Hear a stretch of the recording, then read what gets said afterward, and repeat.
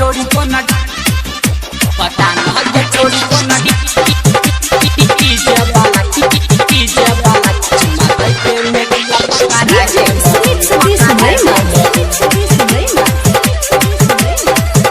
पता न के छोड़ी को न डीजे वाला चुमा के में पका रागे।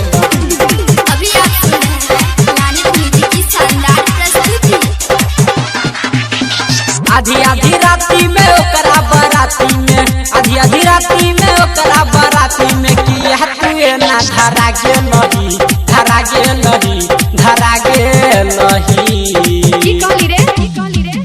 पता न के छोड़ी को न डीजे वाला के चुमा दैते में किया पकड़ा गेलही पता न के छोड़ी वही डीजे वाला के चुमा दैते में किया पकड़ा गेलही।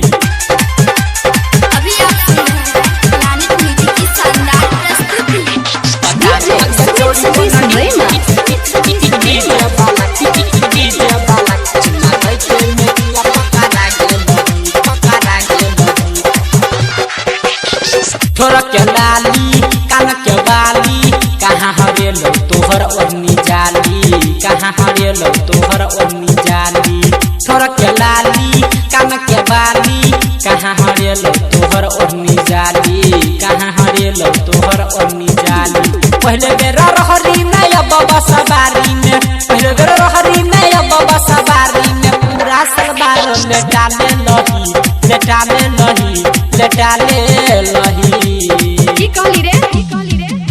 पता न के छोड़ी को न डीजे वाला के चुमा दैते में किया पकड़ा गेलही पता न के छोड़ी वही डीजे वाला के चुमा दैते में किया पकड़ा गेलही। अभी आप सुन रहे हैं लानित म्यूजिक की शानदार प्रस्तुति। पता न के छोड़ी को न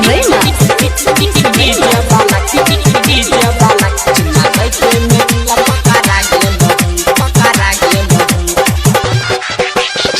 12 बजे रात में ओकरा साथ में देख ललको रमेशवा के हाथ में देख ललको किसनवा के हाथ में 12 बजे रात में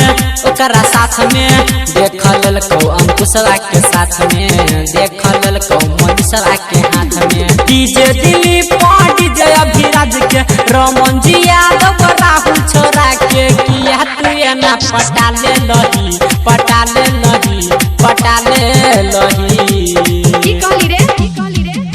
पता न के छोड़ी को न डीजे वाला के चुमा दैते में किया पकड़ा गेलही पता न के छोड़ी वही डीजे वाला के चुमा दैते में किया पकड़ा